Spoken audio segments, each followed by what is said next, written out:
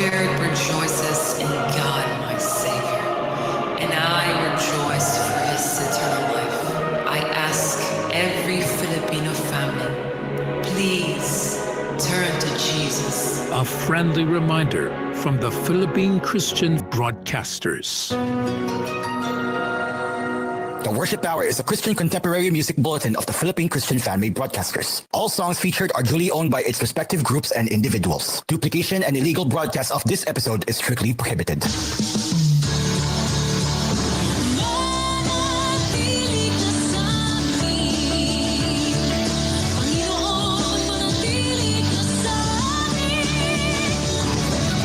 Ito ang 702 DZJS. Kagapay mo sa katotohanan. Member, Philippine Christian Fan-Made Broadcasters at kapisanan ng mga fan-made broadcasters ng Pilipinas. You're listening to koolFM. koolFM is a TVH Group of Networks radio station. Tondo's greatest hits are here. Hello, Pilipinas!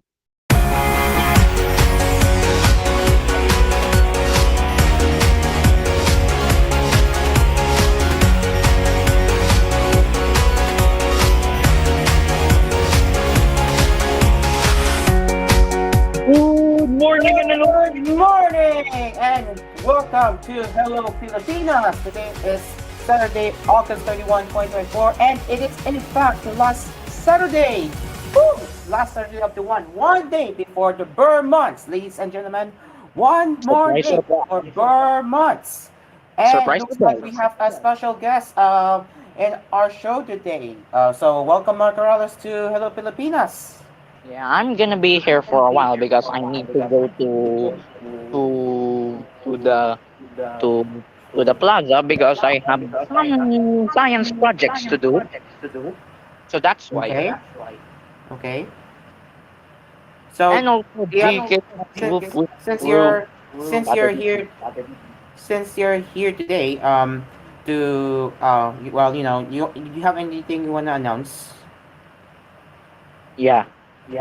So Go it's GKS birthday special will be later, 12:30 to 2.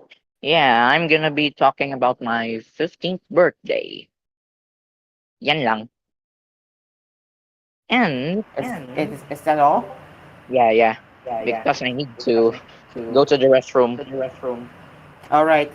Okay, thank you very much, Mark. Now let's get into the what happened with koolFM as we always talk about here on koolFM. So yeah.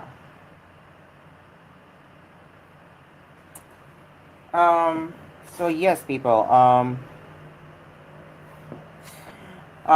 In case you don't know what happened with koolFM, well, we have a major announcement, and that is now we are officially listed on. Yeah, you heard that right. We are officially listed. Yes, we are officially listed on online radio box. Yes, people. Yes, people. We are officially listed on online radio box. So, well, how does that work? So basically, we have applied for our radio station to be listed, and here we are. Now let's get into how it works. So let me go open my browser window for Hello Pilipinas and such. So let's get into that now. So let's just wait for the Roblox to load. Not Roblox, sorry. This window. There we go. Let's get into that. So as you can see, if we go to onlineradiobox.com, you will see a list of various radio stations here, and you have all the now playing stations here, right? While you don't see my radios, well, not mine. While you don't see our station, so all you have to do is you type koolFM, hit enter, and this will bring up the results like this. So you will see the koolFM right here. Just click on it. Then you will see the the koolFM station page, and you can just simply click play, and you will hear koolFM in few moments. Like, see, I told you, it works. And heck, you can even see the current programming right now, and even the not playing track. But yeah, the not playing track, apparently I have to say that I will have to manually adjust the programming. Sorry, the now playing track whenever there's some live programs like this one. So that's a manual. While for Hello Pilipinas, about here, that's based on the schedule. So here are the top songs on koolFM. Obviously, the one, two, three, 4, 5, 6, 7. 7 of them are commercials.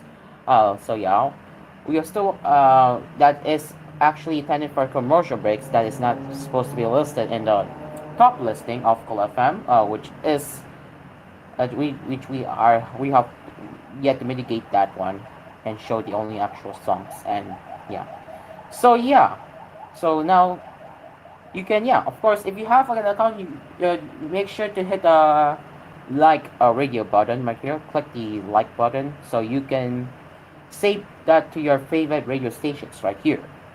Now, you may be wondering what the heck is the schedule, right? So let's click the entire program. You'll see the you'll see the various schedules here. Yeah, you can see the various schedule here. So this is a Saturday schedule, but I'm pretty sure it's accurate as of this time. So you have Haven today. You have the off-air simulcast. You have uh, two paid programmings, and you have our current program, which is right now Hello Pilipinas, and then you have the anime music block, which is now called 100 Anyson, which is used to be called as a generic Japanese and anime hits, which I now called it as 100% Anyson.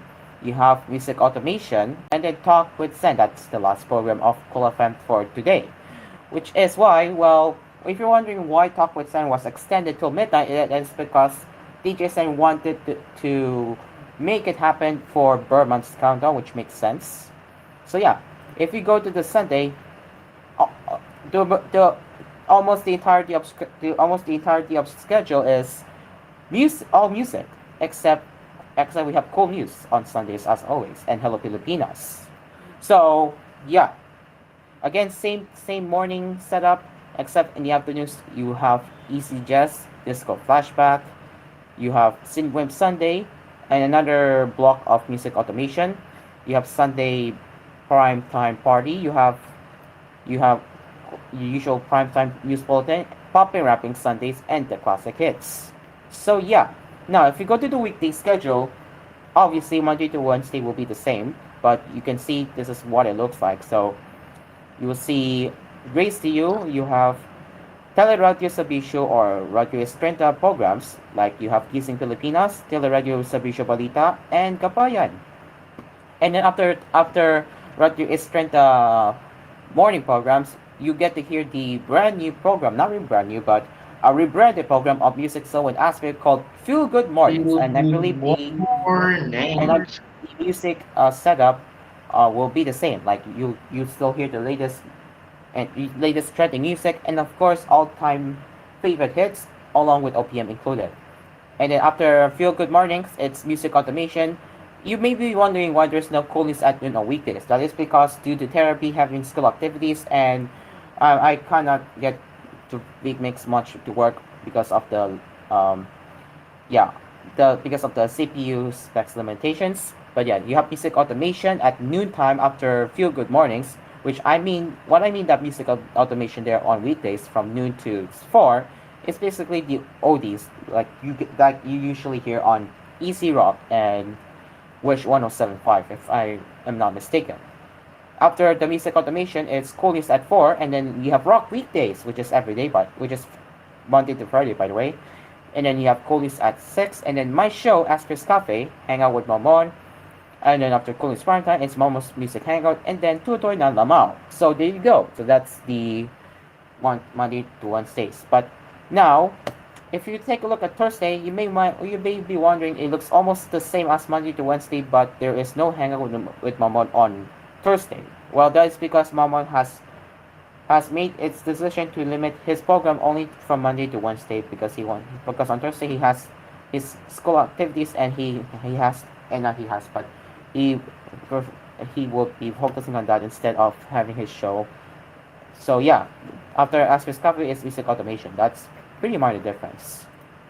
Now, the yesterday schedules has now the Friday schedule has yet to be updated, but you can see almost all of them are the same except the prime time setup here.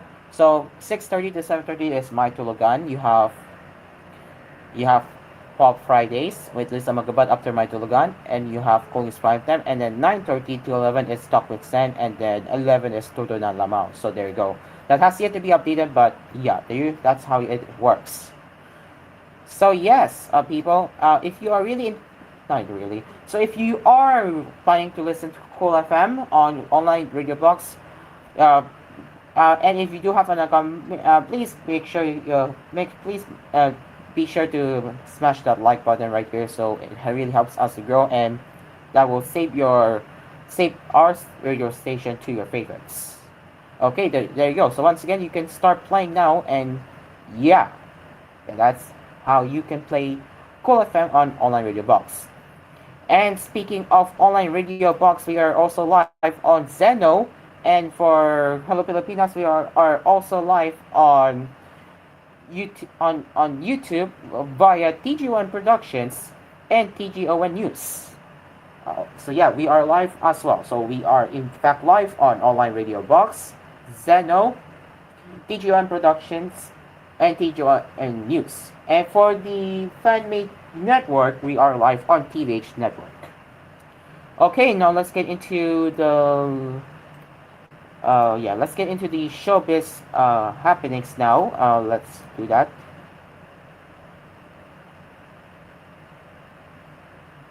Not showbiz happenings, but lifestyle first. Yeah, lifestyle first. My bad. Lifestyle. Let's get into lifestyle now.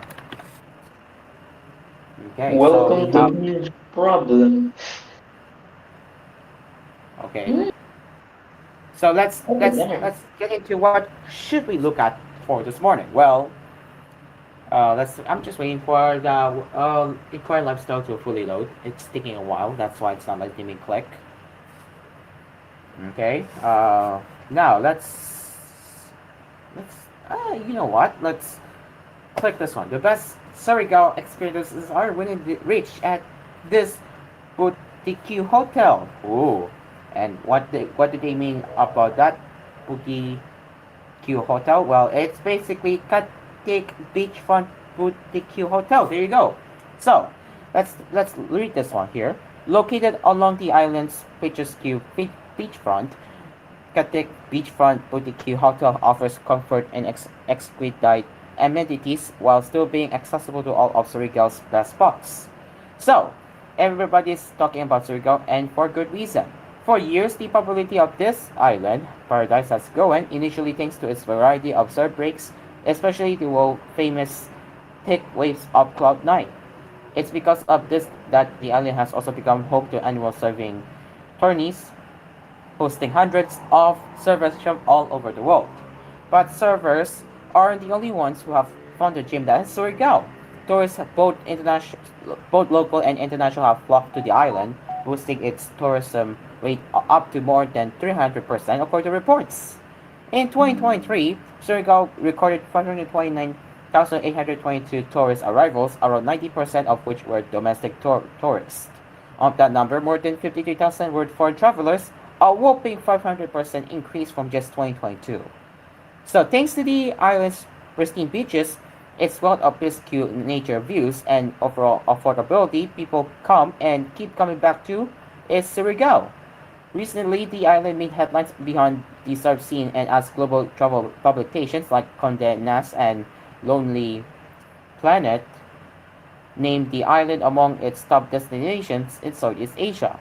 The Department of Tourism posts that the island may boost the Philippines to being a tourism house in the region thanks to these organizations. So you can see the beach here, right here, yeah? And this was taken in November 2020. Okay, yes, that's the beach here, but that is in a row. Let me try if I can get this here. Let's see. Okay, I can't apparently. Okay, yeah. Okay, so yeah, so you can see that's the island here. And fun fact here, Surigao has also become a sorry, poster image for off-the-grid lifestyle backed by crystal blue waves and clear skies, framed by the rich greens of tropical island flora. It's become the ideal destination for a wide range of travelers, each with variety of needs and priorities. So yeah, look at that. It really is, huh? It really is. And this is the hotel right here, I believe. Yeah. The the yeah, if you try to zoom in here. Yep, there it is. You can see this is really nice looking stuff here. Let me see. There we go. So here is the image itself. Yeah, here's the image itself. Look at that. It really is beautiful. Yeah, it really is beautiful. And in looking at the hotel here, that it features 11 meticulously designed rooms, each one boasting stunning rooms. The rooms cater to the various variety of guests, offering a unique experience. The beachfront garden room, for example, includes a private garden terrace, while the ocean view room boasts a panoramic view from its private balcony. So let's open the two new tabs here, and yeah, it really is and good looking.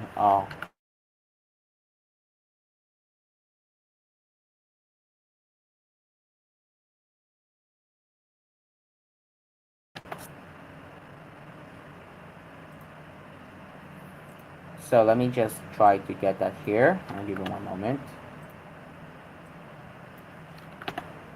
Okay, so yeah, you can see the how it looks like, right, guys?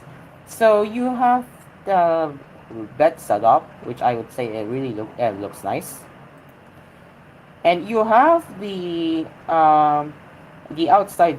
I believe the balcony view, and there is a wine there. I believe that you have to order that separately, but it really looks nice in view. And of course, this is the lobby, which are the cafe. Yeah, you see the receptionist and the cafe here. I believe that's where everything starts here. Yeah, I say it really looks cool. So yeah, so Surigao has also been hailed as one of the most affordable tourist destinations in Asia, even with the exclusivity offered at the Boutique Hotel.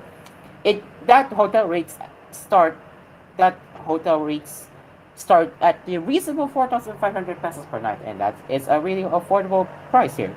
And I forgot to mention that it it's well suited to the premier travelers that make Surigao their brief island respite.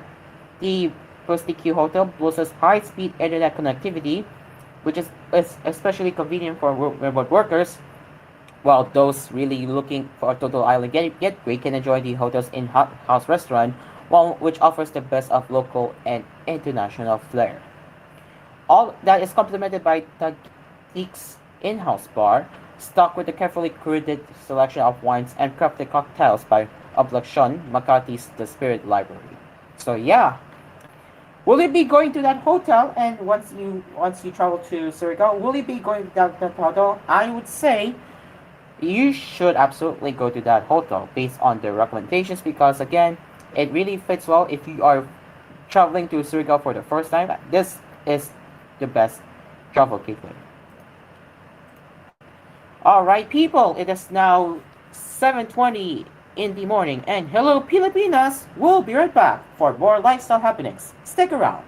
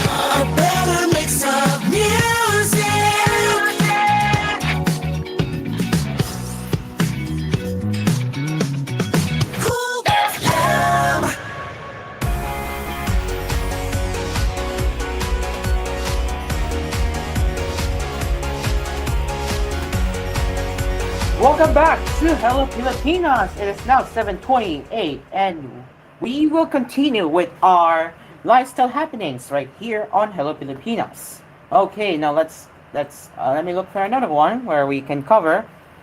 So yeah, let me go click the design.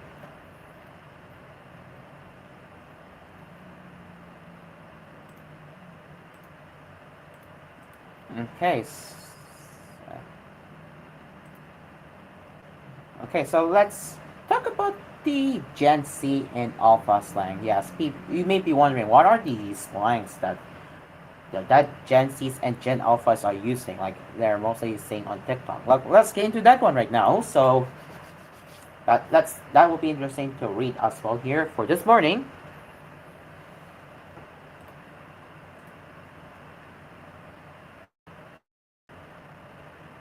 And yes, decoding Gen Z and Alpha slangs. So I have to agree I have to agree with that one. I'm confused on why what even that means. So let's talk about that now. And this is coming from Inquire Lifestyle. So let's get into that. Even for the chronically online, it's often hard to keep up with the internet's hottest buzzwords with terms such as bright summer and demure fall keep coming up left and right. What more for those out of the loop?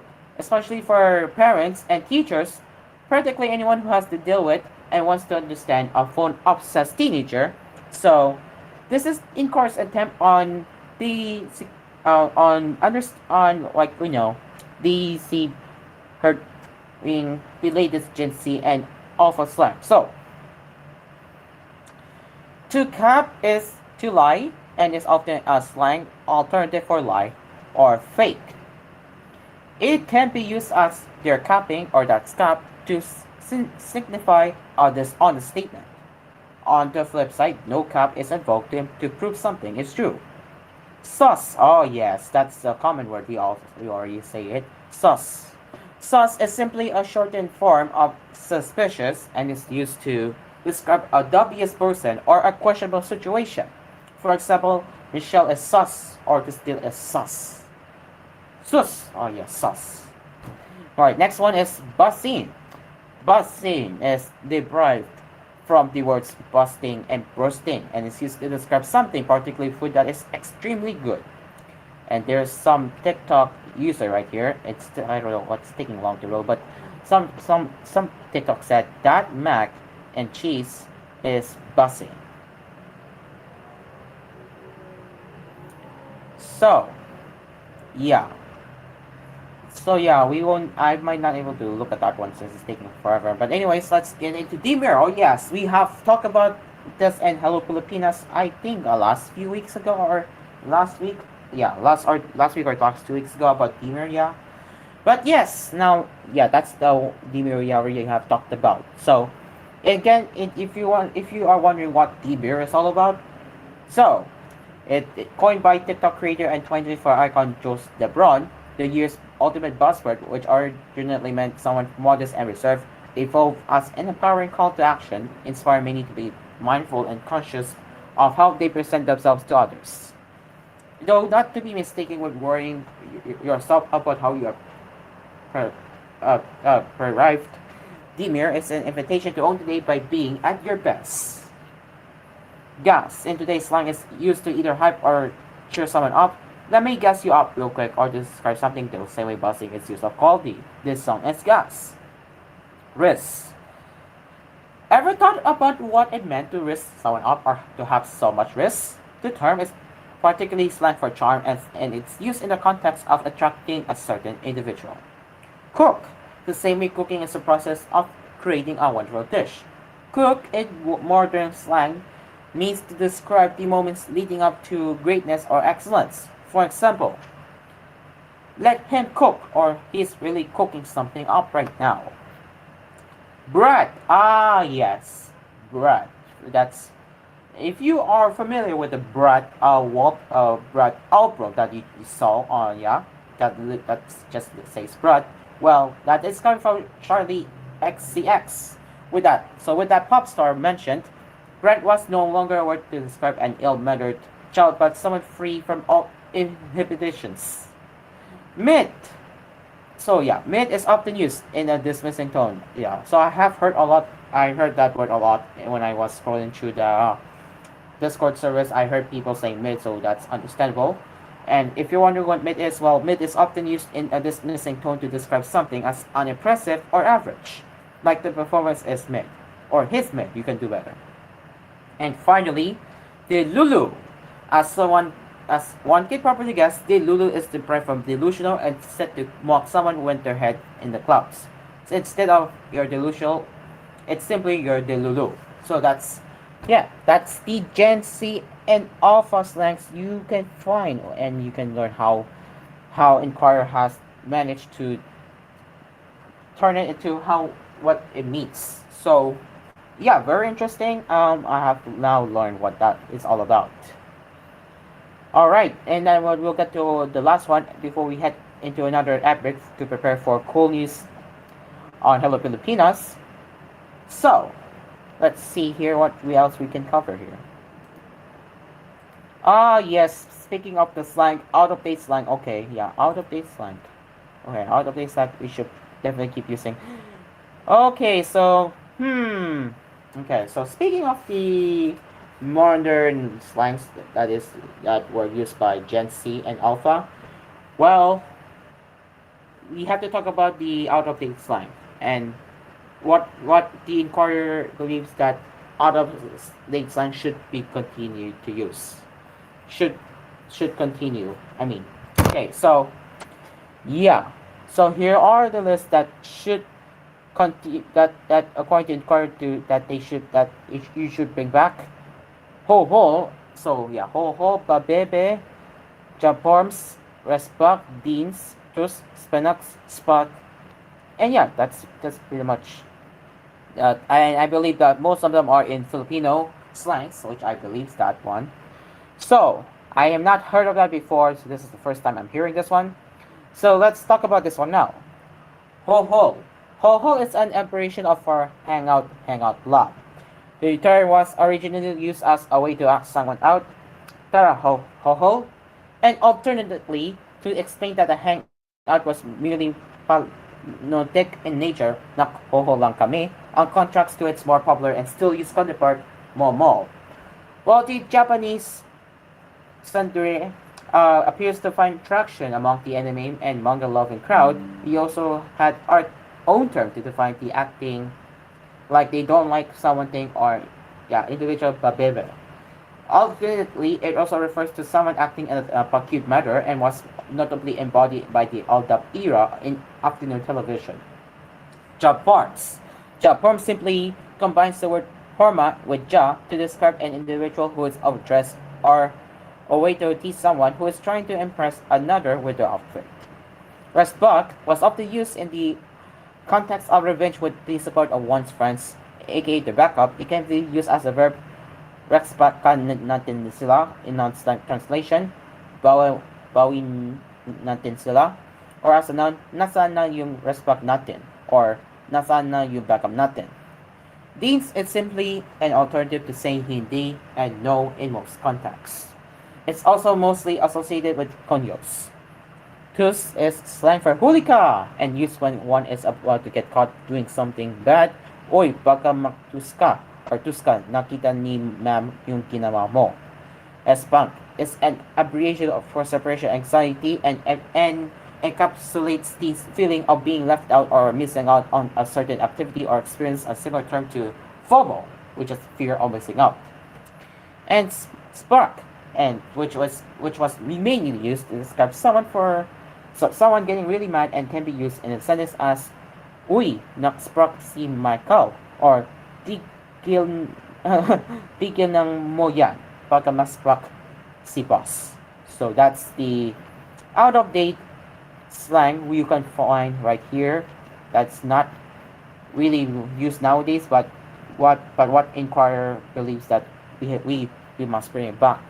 But yeah, will you be using that one?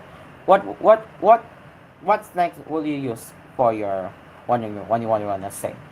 So yeah, there you go. Excuse me. Okay, before we head into a break, we have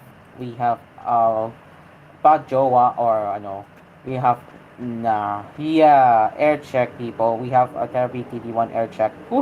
Fake air check daw. Anyways, it is now 7:38 and actually, but yeah, before we return, real air check therapy, real air check. Okay, commercial pay people. We will be right back.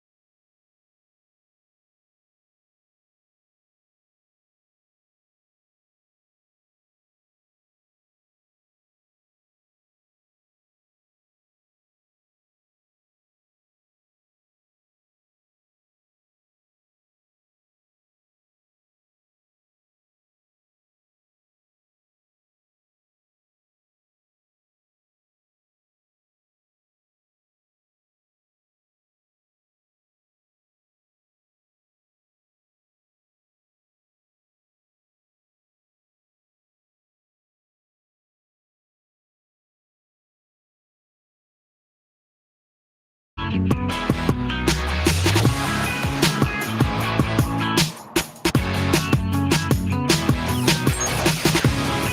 along to the music. koolFM.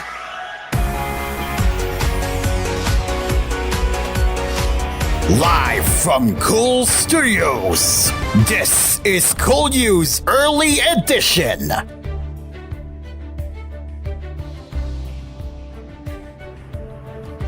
Yes, in fact, people, this is koolNews on Hello Pilipinas, and welcome to koolNews right here. Today is August 31, 2024, and here are the headlines that you need to know for this morning.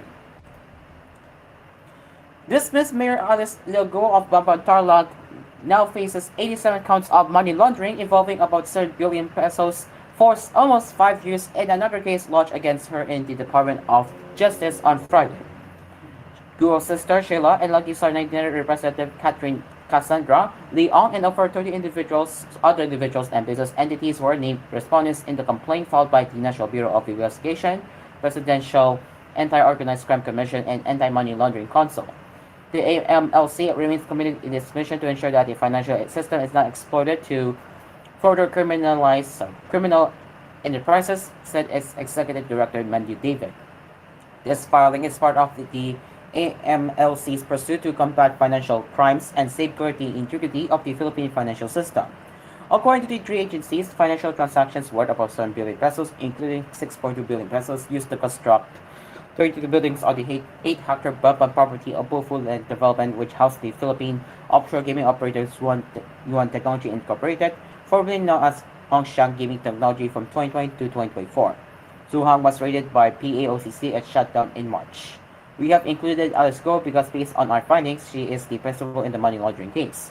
She used several entities in transferring her money in one to entity. Ultimately, it ended up with Bofu. AMLC investigator Adrian Arpon said at the press conference in the DOJ. The complainant identified Guo as the owner of Bofu despite her attempts to make it look like she was involved by transferring her 2.5 million pesos worth of shares in the company to follow respondent Jack Wei through a deed of assignment in September 2021. The transfer never materialized as she maintains the same amount of shares in Bofu.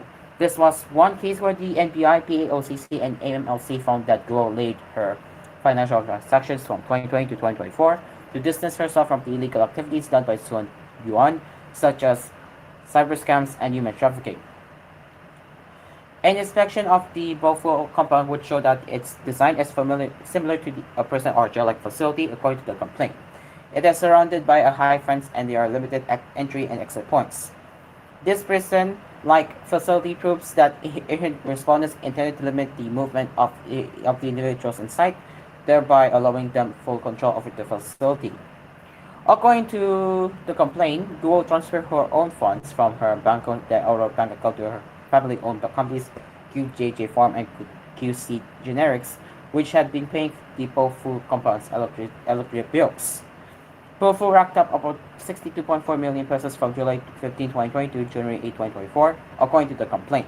The monthly amounts paid by the two companies to electric provider Tarlac Electric Cooperative range from 60,000 pesos to 140,000 pesos. This Hongxiang and Xi Yuan, they were the ones that operated the Pogo House, so based on our investigation, Alice Go was the one that financed these Pogos. Products spokesperson Winston John Castillo said. Guo and her sister were also identified in the complaint by their Chinese names, Guo Huaping and Xiang Mir, respectively. Sheila is currently facing a deportation case in the Bureau of Immigration after the NBI established her alleged Chinese citizenship as seen in the Chinese passport that she carried and her fingerprints, which matched with a Chinese national named Xiang Mir. She later admitted to senators that she was indeed a Chinese national. Guo, who fled the country in July, is currently facing human trafficking charges in the DOJ in relation to the Huang Poco raid. In addition, a co-warrant or case filed by the Office of the Solicitor General in the Manila Regional Trial Court is seeking to remove her as Baba Mayor for her ineligibility to hold public office as she is a foreigner. The other respondents in the complaint are Jun Zihong Guo, also known as Angelito Guo, Lin Wenyi, also known as Wen Li Lin, Simon Guo, Nancy G. Gamo, Madeline R. Milo, Jack Alroy, Ronald Chua Chua, Dennis Alcunanan, Shi Kong Zihang, Matram, Walter Wong Long, Wang Wei Li Lang, Shukpo, Montupong, Huang Yu Hei, Rachel Juan Caron, Xiang Yang Huang, also known as Boss Wang, Boy Lin, Wei Jin Zihang, Jimmy Lin Escruz, Roderick Paul D. Punchante, Juan Michael Alpas, Yu Sihang Kan, Tama B. Calaran, Roman G. Evangelisa, Rita S. Uteralite, Mali Joy Manalo Castro, Marela Joy Masiclat, Tulio, also known as Lila Masiclat, also known as Gila Tulio, Jason M. Maswete, Balfour Land Development Incorporated, Ho Shan Gaming Technology Incorporated, and Rowena Gonzalez Evangelista. Also, Su Huan Technology Incorporated, Roderick Paul Bernardo Punchante, Juan Miguel Alpas, QJJ Farms, and QC Genetics.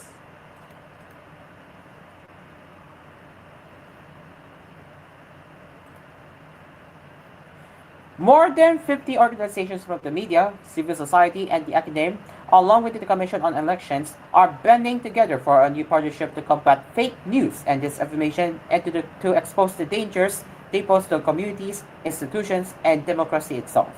The Philippine Daily Inquirer, represented by company president and CEO Yarder Arbolado, enlisted for Panata Contract Fake News, a campaign led by GMA Network. The campaign was formally launched on Friday with the partners signing a covenant highlighting the observance of National Press Freedom Day. GMA Network Chair Felipe Gozon described the alliance as a response to the proliferation of fake news and the continuation of a long-standing crusade to safeguard the integrity of discourse. Not a day goes by without false information spreading like wildfire, especially on social media, he noted.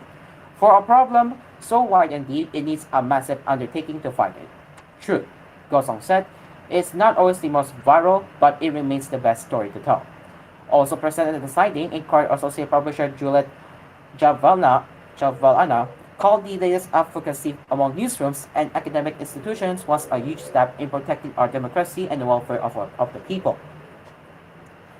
By joining hands in this campaign, the Inquirer, GMA Network, and other partner media organizations and institutions can be a formidable force for truth against the purveyors of disinformation, Javelina said. She noted how it had become easy for anyone to post or spread false information on social media without verification. This can cause confusion and harm to the lives of our countrymen, especially during pandemics, calamities, and even in elections. Journalists have the duty to expose and report the abuse, corruption, and misuse of taxpayer money while adhering to the highest standards of excellence and ethics in journalism, Javella noted, adding, we can serve the people by persistently reporting information that had been verified, sourced from the ground, and from direct and authoritative sources, and explain with deep insights and context to give the people a better understanding of critical issues. The commitments made by the Pandanta partners could not have come at a more crucial time, she said, as the country prepares for the midterm elections next year and the presidential race in 2028. Comelec Chair George Garcia, who represented the full body in the partnership, called on aspiring candidates to declare only truthful information in their campaigns. This way, we don't elect fake people, Garcia said in an interview on the sidelines of the program. The period for the filing of candidate certificates of candidacy for the 2025 elections is from October 1st to October 8th. A Pulse Asia survey conducted in 2022 found that 9 out of 10 Filipino adults consider fake news to be a problem of national importance, while a social weather stations poll in 2021 showed 69% of the respondents characterizing the spread of fake news as a serious issue.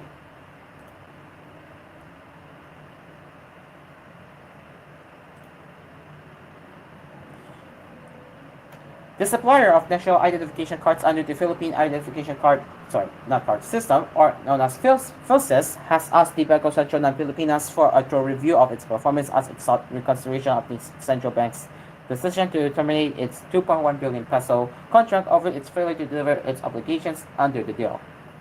All Card Incorporated, in its two-page petition dated August 29, said it believed the termination of our contract may be based on inaccurate information or reports, given that we have complied with the requirements and there was no breach in contract. In a termination notice dated August 15, the Policymaking Monetary Board ended the BSP's contract with ACI for its failure to deliver any or all of the goods specified in the contract, amounting to more than 10% of the contract price. The central bank sent 57.9 million pre-personalized national ID cards were actually produced between 2022 and 2023, 58.1 million short of the target 160 million cards for Filipinos. This resulted in the production loss of 1.06 billion pesos, equivalent to 49.91% of the contract amount awarded to ACI, it noted. BSP competitions showed ACI must pay 640.9 million pesos in total liquidated damages, or equivalent to 30.24% of the contract price. The matter is now under operation. According to BSP's Senior Assistant Governor and General Counsel Elmore Capol on Thursday.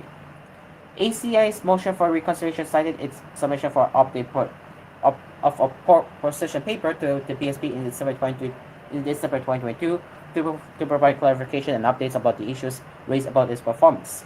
We addressed specific concerns raised by the BSP and offer solutions to ensure the continuous and successful implementation of the project. We believe these verified position papers have not been fully considered in the recent decision to terminate the contract. Read the motion signed by ACI Chair and Chief Executive Officer Alita Q. ACI warned of the impact of the contract termination on the production and distribution of the remaining national ID cards. As this project is vital for national security and public service, any disruption may cause delays that could affect millions of Filipinos. Moreover, the decision to terminate the contract will lay waste to approximately 60 million already produced cards, resulting in substantial financial loss and inefficiencies, it said. ACI appealed to the BSP to give it an opportunity to rectify any perceived deficiencies. We are confident that with proper communication and coordination, any concerns raised can be effectively resolved without the need for contract termination, it said. ACI cited its reputation as a long-standing partner of the BSP, stressing that the company values this relationship and is committed to maintaining the high standards of service it has built with previous administrations throughout the years. Excuse me. It also cited its track record, noting its successful contracts with other government and private entities, including the production of the Social Security System's Unified Multi-Purpose Identification Card, as well as the EuroPay, MasterCard, and Visa Automated Teller Machine Cards and credit cards for top banks, among others. Give me one moment.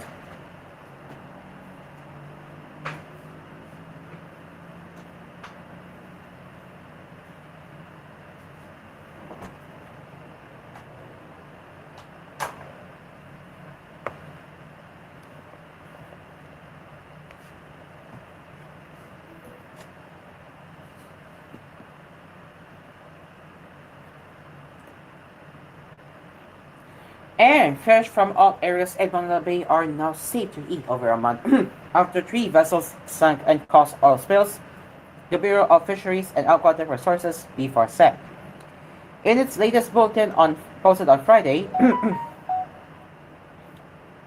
BFAR officer in charge Isidro Velayo Jr. said fish caught in all areas in Manila Bay potentially affected by the incident are now safe for human consumption based on test results. Latest test results. Velayo said all samples of fish, crustaceans, halopods, and shellfish collected on Tuesday from Bogpur City, Cavite City, and the towns of Noveleta, Rosario, and Tanza have passed the third consecutive round of plenary evaluation.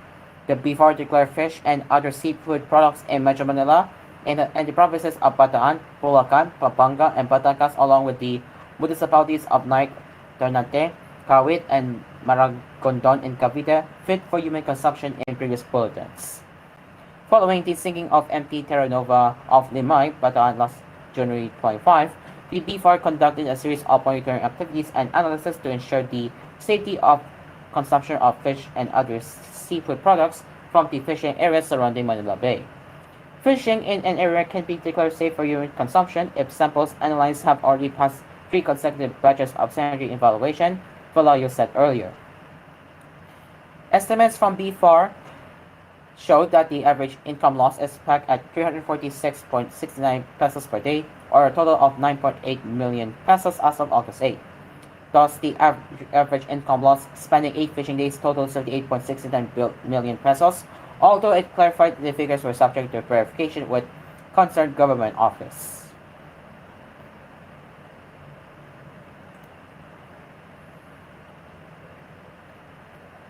Actually, we will do one more. We and a ranking leader of the House of Representatives on Friday called on the Land Transportation Office to discontinue the collection of radio frequency identification or RFID fees from vehicle owners. House Deputy Minority Leader and Bagong Generational Representative Bernadette Herrera in the statement said the fees were becoming an unnecessary burden on motorists, especially since the RFID system, initially presented as an automatic identification technology to streamline vehicle registration, is not being effectively utilized. The fees currently set at 123.73 pesos for motorcycles and 150.63 pesos for motor vehicles are mandated under LTO Memorandum Circular Number ACL-2009-1199, which introduced RFID.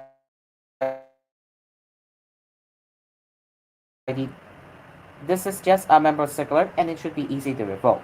These fees are an unnecessary burden on consumers, especially the RFID system isn't even being used as intended, Herrera said. Instead, she urged the LTO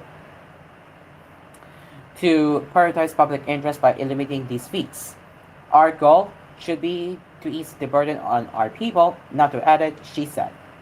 Herrera stressed if the RFID system isn't serving its purpose, then there's no justification for continuing to charge these fees. Let's do the right thing for our motorists and eliminate this unnecessary financial burden. During our recent House Committee on Appropriations hearing on the 2025 budget of the Department of Transportation, Herrera questioned LTO Chief Assistant Secretary Vigor Mendoza II over RFID. In response, Mendoza said the LTO was elevating the feasibility of either fully implementing or eliminating the RFID system. The technical aspect is now being studied and we're looking to that possibility. As the possibility of removing the RFID, that's also something we're considering right now, Mendoza said.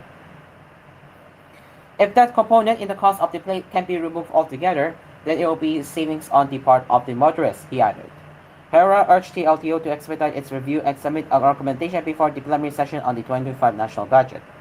Transport groups have already threatened to question the legality of the RFID in court aside from the defects in the RFID readers and stickers. And that's the first gap of cool news on Hello Pilipinas. We will be back with another one later in the next hour of Hello Pilipinas, which is already this hour, but we will be back in the last gap of Hello Pilipinas. So, in the meantime, we will return to Hello Pilipinas shortly after this outbreak. Stick around.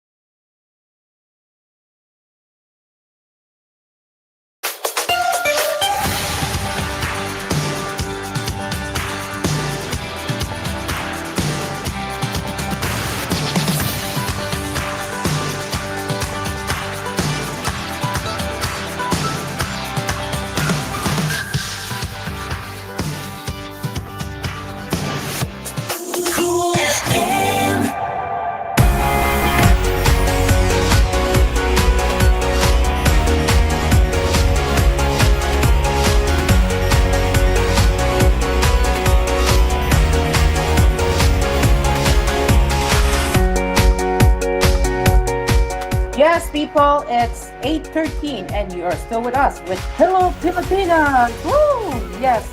Welcome, people. If you have just joined us to start your mornings with us, we welcome you to our show where we will give you the latest lifestyle and entertainment happenings, where we will also cover the anime news at the end of the show. All right, let's get into the entertainment now, which we have covered the lifestyle already. So yes, let's get into the lifestyle, right? Actually, no, entertainment news. Let's start with the showbiz first. Let's start with the showbiz, and then we will get yeah. Let's start with the showbiz happenings. Yep, let's get into the showbiz.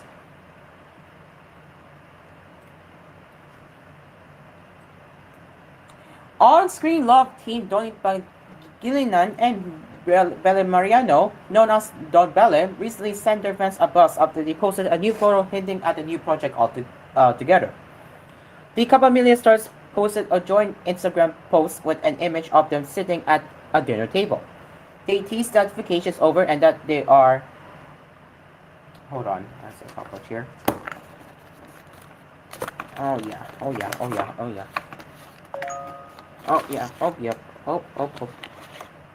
Okay, and sorry about that.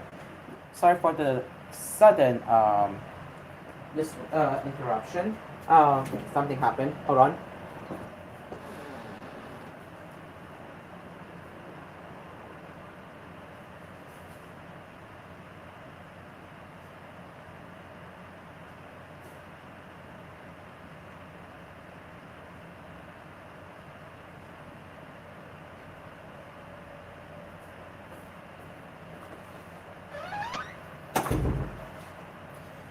Okay, I'm back. Hopefully that will do it. All right, let's continue. Let me start over. On-screen love Tony Pagilian and Belle Mariano, known as Don Belle, recently sent their fans a buzz after they posted a new photo hinting at a new project together. The Kapamilya star posted a joint Instagram post with an image of them sitting at a dinner table. They teased that vacation's over and that they are cooking something up. Okay, vacation's over. We miss ya. By the way, cooking something up. Hope you're ready. The caption read. The pair also used a film slate or clapperboard emoji. The post immediately became a trending topic online, especially on X, formerly Twitter, with fans expressing their excitement by using the hashtag #DonBelleNewProject. The duo last stop built the drama romance series Can't Buy Me Love, which concluded last May. Aside from the two, Can't Buy Me Love also features actors Roel Santiago, Algot Isidro, Ina Raimundo, Rufa Gutierrez, Mars Rapcal, Tony Jennings, Kayla, Kayla Estrada, Albi Casino, and Edaran Espanto, among others. In one of the past interviews, Pagilian and Marano underscored that whenever they start a new project, they don't always think that it will be a hit, but try their best to deliver what they can. When you start project, hindi mo alam kung magiging hit siya, if people will really watch it, if they will support it. So we were really nervous, a bit of pressure. We were just hoping for the best, not having all those expectations, explained by Gillian. Thinking about it, we're done shooting and everything. It's the sense of fulfillment now. We were able to deliver a project, added Mariano.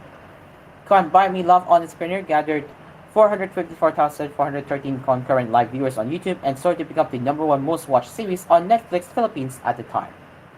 Carta Media also reported that the series received television ratings of 11.6%, beating its rival program Love Before Sunrise with 9.7%.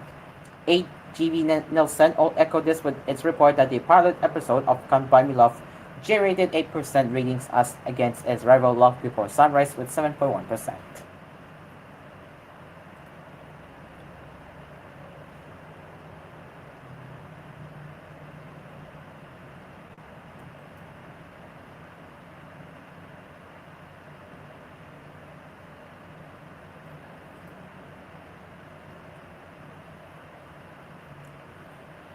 The record label for ironic Swedish pop group ABBA said Thursday, August 29th, it has demanded that United States presidential hopeful Donald Trump stop playing its music at his campaign rallies. Universal Music in Sweden said videos had service of ABBA's music being played at least one Trump event. We have demanded that the material be taken down and removed, Universal Music AB told AFP in an email. Universal Music Publishing AB and record company Polar Music International AB have not received any requests to use the music, so no permission or license has been given to Trump, it said. Swedish daily Svenska Dagbladet said its reporters had in July attended a Trump rally in Minnesota, known for its strong Swedish community, where the winner takes it all was played. The reporter said the song was followed by a 10-minute video clip projected on the big screen of ABBA in its heyday, playing some of its biggest hits, including Money, Money, Money and Dancing Queen.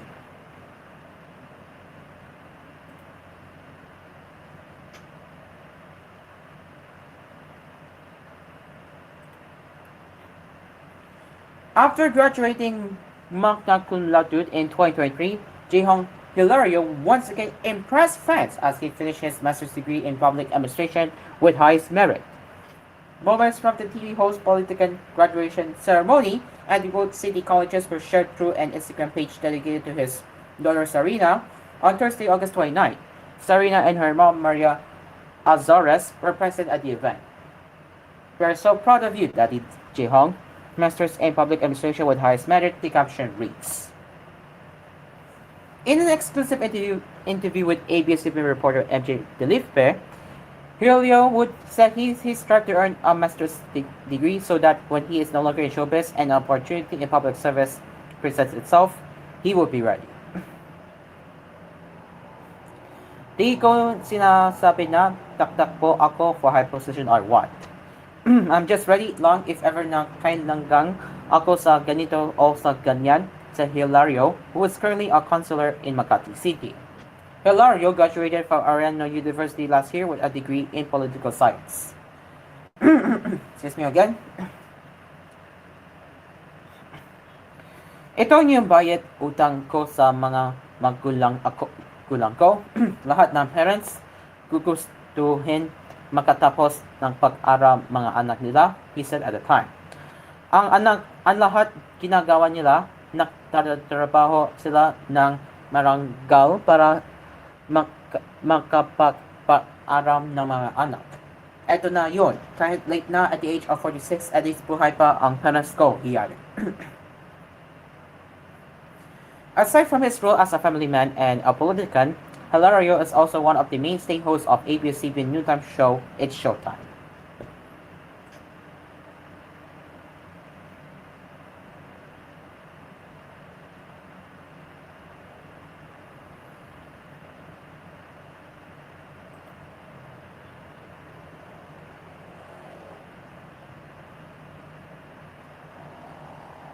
Okay?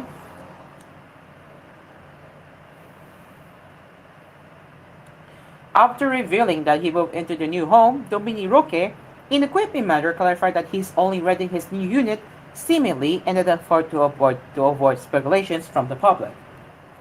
The actor showed himself inside his new unit, which was still empty, through his Instagram page on Thursday, August 29. He also shared via his Instagram stories snaps of his belongings that were transferred from his previous home. New home, he said in the caption, adding the hashtag renting the unit and a laughing face emoji.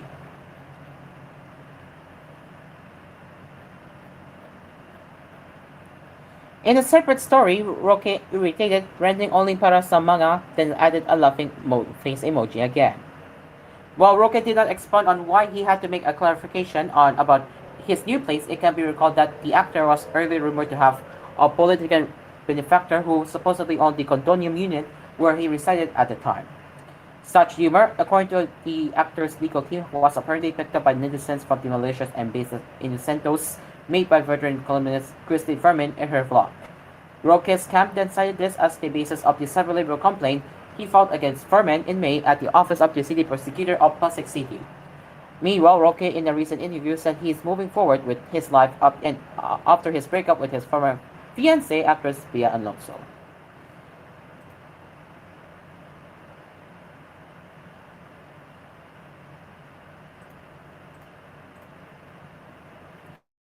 So, if you are wondering what Domini Roque is unit looks like, well, this is his unit as of this time, and that's his keys here.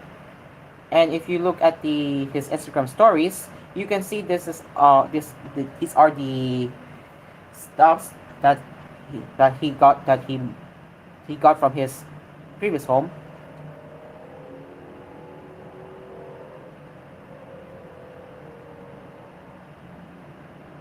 And this is his last moments staying at his old unit, which I believe.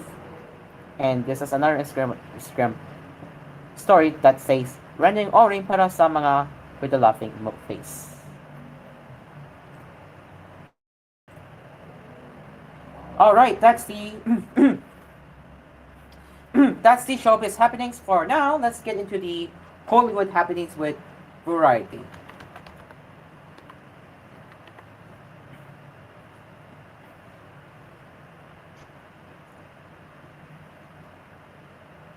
Okay.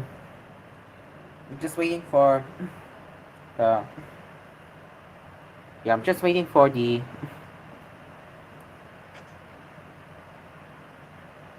okay, there it is. Slowly, alright. Excuse my throat because I'm not having a good time right now, but I'm trying my best.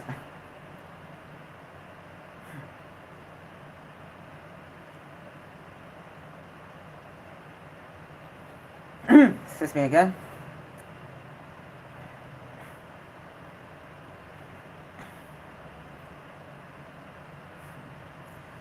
Okay, what we have a South African adaptation of The Office. Okay, let's get into that. African streamer Showmax has secured rights to adapt the hit format The Office for South African audience in partnership with BBC Studios. The localized version will debut on both Showmax and KYK as the TV's African channel.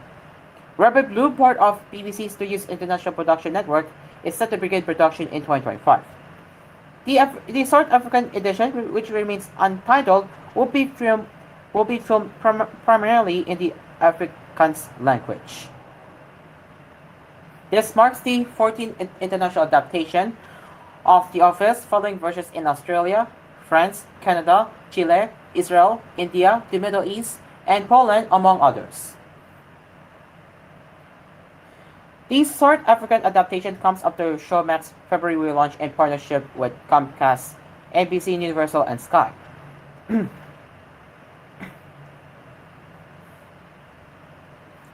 The platform, now powered by Peacock, recently included all 9 seasons of the American version of The Office in its offering. The relaunched slate included all 9 seasons of the American version of The Office, which went straight into our top 5 international series of the platform for the month, says Nicola van Kirk, Showmax acting head of content. So we know our audience is going to be as excited to see our hyperlocal version as we are to make it.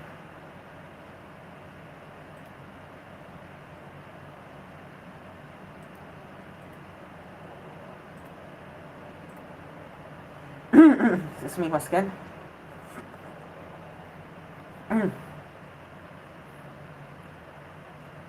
I'm sorry. I'm not having a good time right now with my throat. But we can do this. We can do this.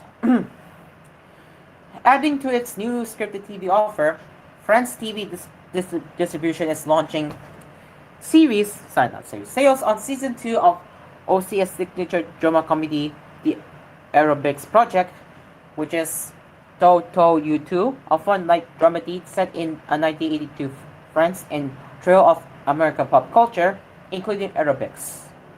Created by writing team Max Simame Donzel and Geraldine de Macari, as well as David Jard, the first season of the Aerobics project began with Dodi 40-something housewife Karine Claire Dumas living in Bagnac, a humdrum suburb of Luxembourg, southern France, save for being the birthplace of French neuronautics. One day she scrambles open-mouthed on an aerobics class, thought to be a springy instructor Jean Alexandra Barlier, who's just arrived from the US and takes a large interest in Project 37, a top secret program run by Catherine's husband at the local aeronautics company. By season 2, Catherine has rumbled Jean as an industrial spy, has taken a job at the company and is forced to work but with Jane. But the mission proves complicated until Tom Jean's liaison officer also turns up to help.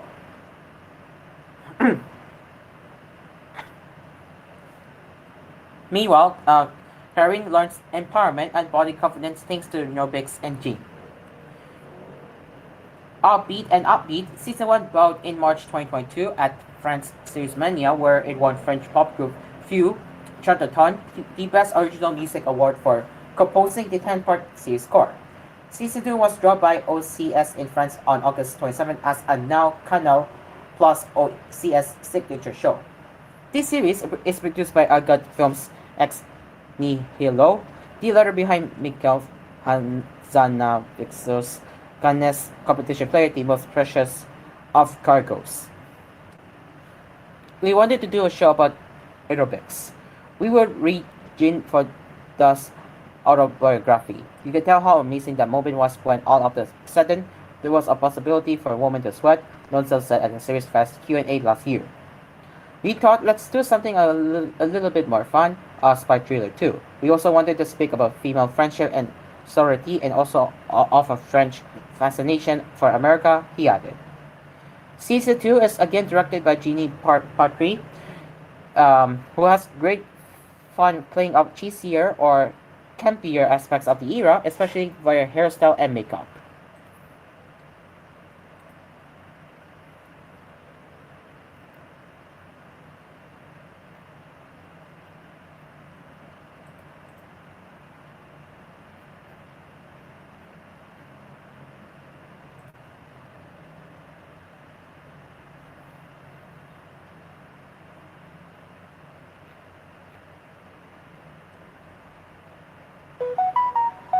Alright, let's get into the Nelson top 10 streaming in US. Prison Break makes number 5 after Netflix debut. House of the Dragon leads the chart. Prison Break was the 5th most streamed series of the July 29 to August 4th window, during which was added to Netflix per Nielsen. The drama series, which ran on Fox from 2005 to 2017, was watched for 758 million minutes across both Netflix and Hulu, where it was previously available. The week's chart was led by House of the Dragon, which was streamed for 1.3 billion minutes. This was its 7th week in a row coming in above the billion mark, a feat made more impressive by the fact that the series also airs on HBO's linear channel, where viewership does not count towards the chart. Streaming overall was low during this viewing window. Only House of the Dragon and Bluey, number 2 with 1.2 billion minutes watched, crossed the billion-minute mark, whereas the first week of July had 7 titles reach that height.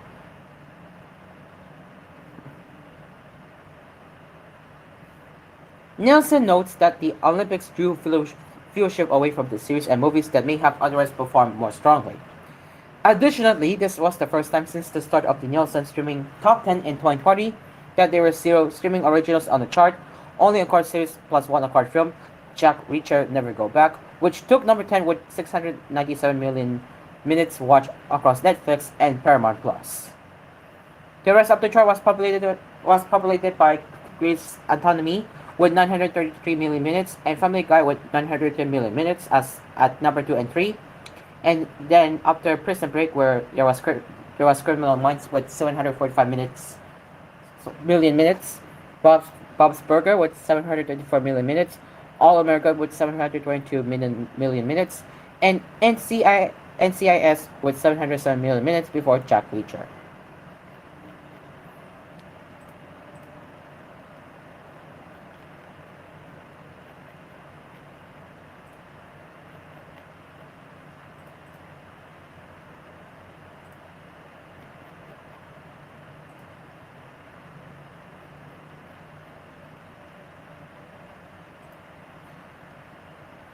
And to close off the Hollywood happenings, actually Hollywood and international entertainment happenings, City of God, The Fight Rages On has been renewed for season 2. The news comes up just days after the series debuted on HBO Latino and Max on August 25th. The 6 episode first season will continue to drop new episodes weekly on Sundays at 8 p.m. Eastern Time Pacific Time. The second episode will air on September 1st.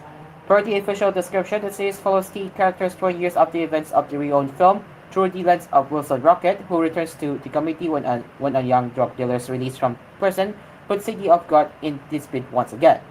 The residents ended up end up trapped between drug dealers, militaries, and government authorities. However, the desire to break the cycle drives the community to unite and confront the oppressors. Alexandre Rodriguez reprised his role as Wilson from the original City of God film, which was itself based on the novel of the same name by Paulo Lins. Several other cast members from the film also returned for the series. The cast includes Diego Martins, Roberta Rodriguez, Sabrina Rosa, Raynin Gete, Marcos Palmeira, Andrea Horta, and Kiko Marcus.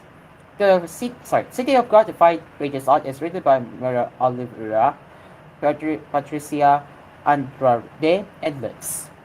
Andrea Barata Ribeiro and Fernando Mireles produced on behalf of O2 Films, with Chris Abu and Gustavo Contillo co-producing. Bruno Costa serves as episode director, and Catherine Almenda joins as episode's co-director. Mario Cascar, Anok Aron, and Vanessa Marianda are the executive producers on behalf of Warner Brothers Discovery.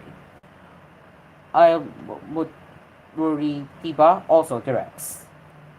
And that's the showbiz happenings, not showbiz happenings, and that's the Hollywood and international entertainment happenings on Hello Pilipinas. And it is now 8:35 in the morning, and we will get back into cool news on Hello Pilipinas in just a bit. But stick around, we will have an ad break after this. Stick around, we will be right back.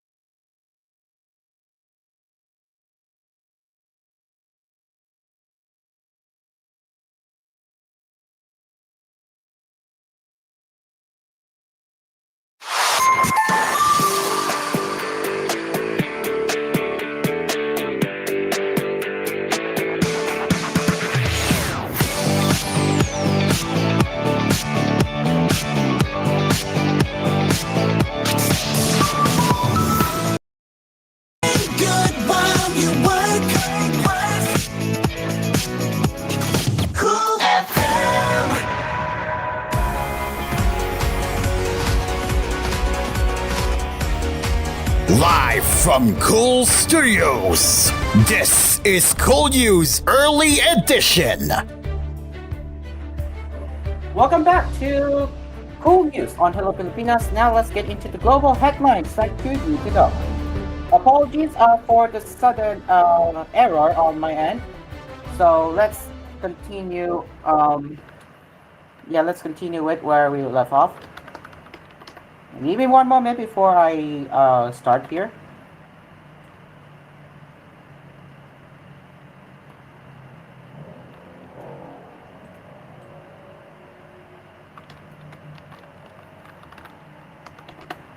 All right, back to business. Okay, let's get into the global headlines now. As a joint declaration by Pacific leaders was reissued Saturday morning with mentions of Taiwan removed after China slammed an earlier version as a mistake that must be corrected. After 5 talks in Tonga, a clear communique was released Friday that reaffirmed a 30-year-old agreement allowing Taiwan to take part in the Pacific Islands Forum. But the wording immediately raised the ire of Chinese Democrats who piled pressure on Pacific leaders to demand the document. The forum reissued the communique without explanation Saturday morning, conspicuously deleting the paragraph concerning the bloc's relations with Taiwan. It must be a mistake. It must be a mistake.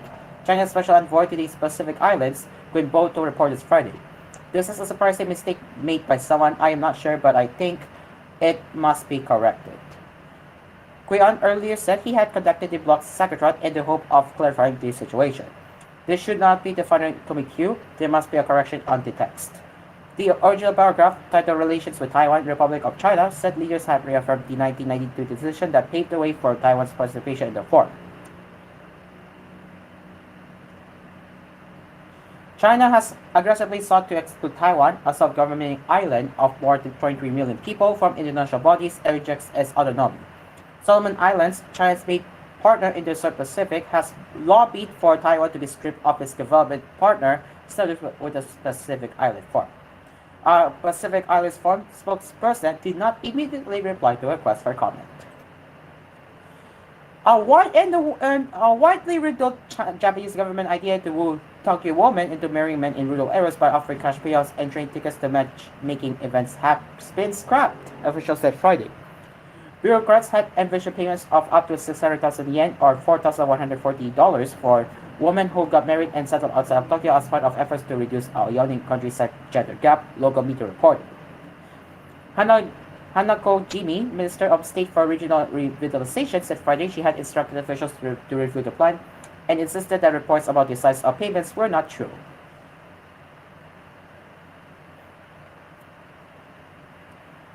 Media leaks about the scheme this week drew scorn on social media, where critics saw it as typical in a country where men dominate politics and other areas more than in any other major industrialized economy.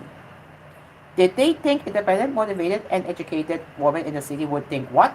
If I marry a local man and move to a countryside, I'll get 600,000 yen, I will do it? Are they serious? Said one user on X, formerly Twitter. As they age, many rural areas in the world's fourth biggest economy are facing a depopulation crisis, with some small towns having hardly any or even zero children. One cause is that more young women than young men leave the villages and small towns they grew up in and move to big cities, especially in Tokyo, for better opportunities in higher education and work. More than 40% of Japanese municipalities are at risk of disappearing due to the expected drop in the number of women in their 20s and 30s, a study by a private sector expert panel suggested in April. And we have some news here regarding what's happening in Brazil and X. Brazil blocked the social network X on Friday after its owner Elon Musk refused to comply with the Brazilian judge's order to suspend certain accounts, the biggest test yet of the billionaire's efforts to transform the site into a digital town square where just about anything goes. And Alexandre de Moraes, a Brazilian Supreme Court justice, ordered Brazil's telecom agency to block access to X across the nation of 200 billion because the company lacked a necessary legal representative in Brazil. Justice Moraes had also said that any person in Brazil who tried to still use X via common privacy software called a virtual private network or VPN could be fined nearly $9,000 a day. That is insane. But after a swift backlash across Brazil, including from academics who have supported him, he reversed that move in an amended order late Friday. Mr. Musk and Justice Moras have been sparring for months. Mr. Musk says Justice Moras is illegally censoring conservative voices. Justice Moras says Mr. Musk is illegally obstructing his work to clean up the Brazilian internet. In his order, Justice Moras said Mr. Musk was an outlaw who intended to allow the massive spread of disinformation, hate speech, and attacks on the democratic rule of law, violating the free choice of the electorate by keeping voters away from real and accurate information. The fight is now at the center of Mr. Musk's bid to turn X into a safe haven for people to say nearly anything they want, even if it hurts the business in the process. And that's the international headlines right here at koolNews on Hello Pilipinas. And now it is time for cool weather from Balcasa weather specialist Daniel James E. Villamil.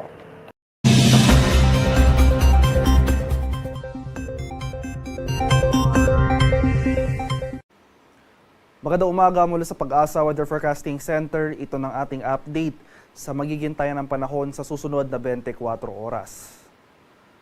Kagabi ng alas 10 or 10 p.m. kahapon ay nakapasok na nga ng ating Philippine Area of Responsibility itong low pressure area na ating minomonitor. At yung latest location natin as of 3 a.m. today ay nasa layo na ito ng 695 kilometers silangan ng Butuan City sa Agusan del Norte.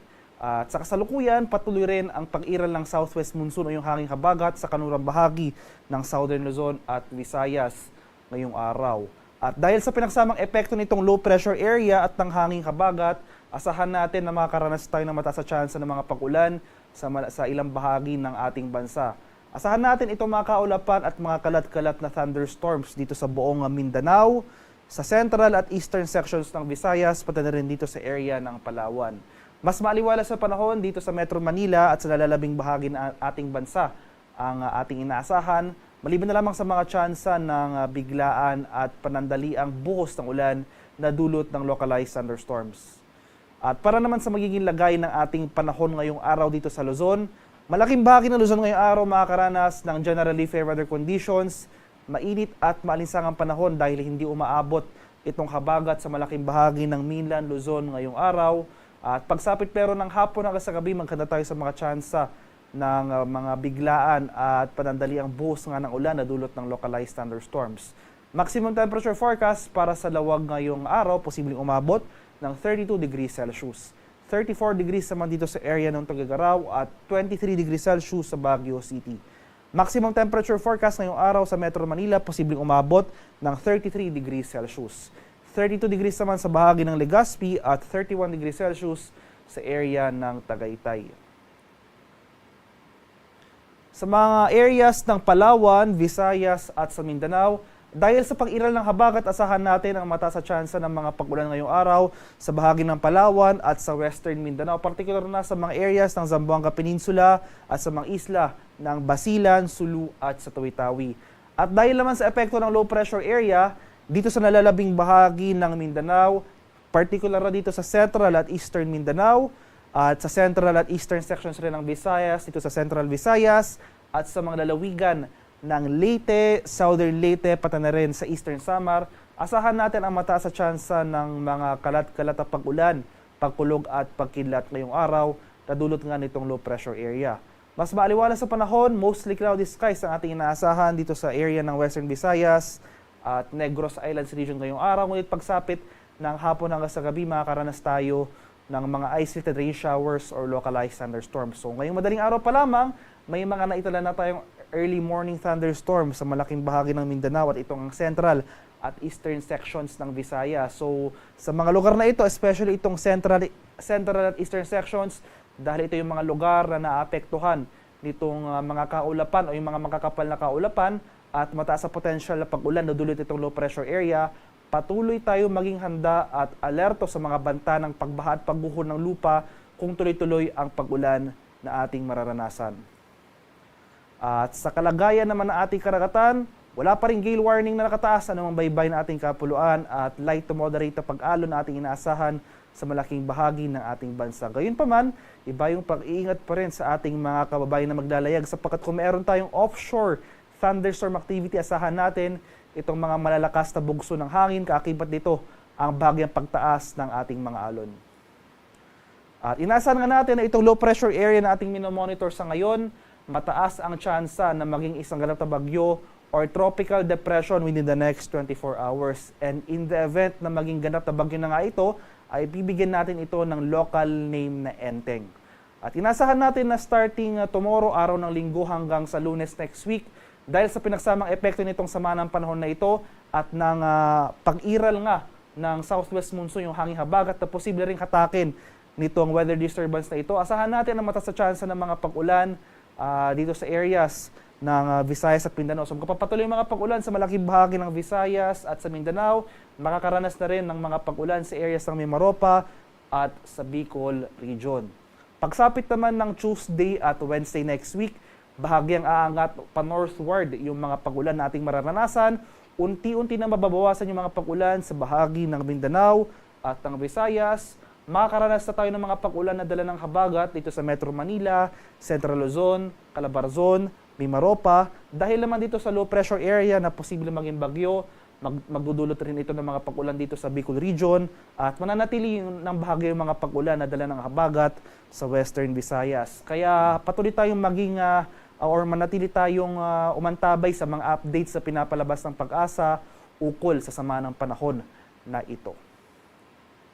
At ang haring araw dito sa Kaminilaan ay sisikat mamayang 5:44 ng umaga at lulubog naman mamaya sa ganap na 6:09 ng hapon. At para sa karagdagang impormasyon tungkol sa ulat panahon, lalong-lalo na sa mga rainfall advisories o yung mga posibleng heavy rainfall warnings na i-issue ng ating Pag-asa Regional Centers sa ating mga lokalidad, ay follow kami sa aming social media accounts at DOST_Pag-asa.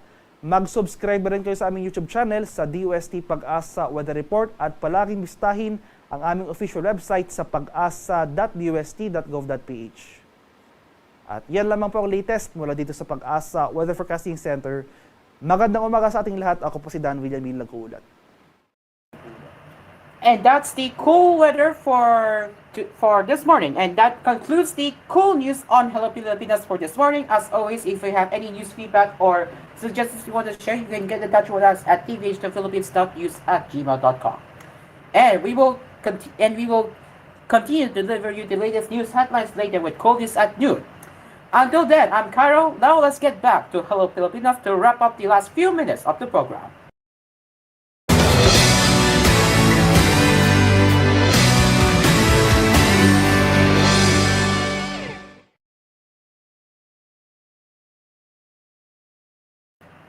And we are back with Hello Pilipinas. Now we only have 2 minutes before we are leaving the airwaves. So now let's be quick with the enemy news right here. Yeah, we will be quick as we are running out of time. Oh yeah, time wasted because of the lag. But anyways, let's see if we have any enemy news to cover. We will just be quick and then we will wrap it up with a Brady quote. So let's see if we have any news so far.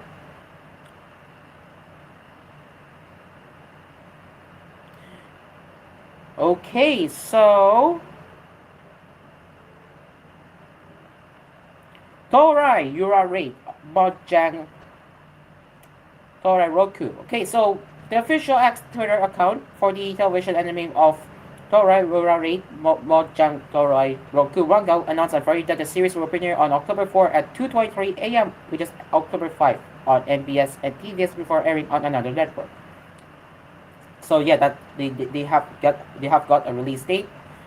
And I have been killing slime for 300 years and maxed out my level 2, which revealed second key visual and Susa's character video. So yes, people, they have a brand new season and it is set to debut in 2025.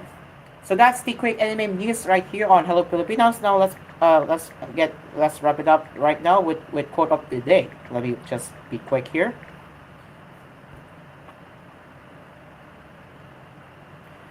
So the today's quote of the day From Breeding Quote, it is not so much our friends' help that helps us as the confidence of their help from Epic Rosos. And that concludes the Hello Pilipinas for this morning. As always, thank you so much for joining us to start your Saturday mornings with us. And it is in fact one more day before Burr Months. Woo! Burr Months is near, ladies and gentlemen. Burr Months is very near. In just one more day, we are approaching September, and September will be fun. I can assure you guys, September will be the fun month, especially as the Burr month starts. We all get to witness the traditional Christmas spirit here in the Philippines with Jose Merchan. Hello, Jose. With that, I'm Caro, and we will see you tomorrow for more morning sessions right here on Hello Pilipinas. Same time, same stations. Good morning, and Hello Pilipinas. Bye-bye!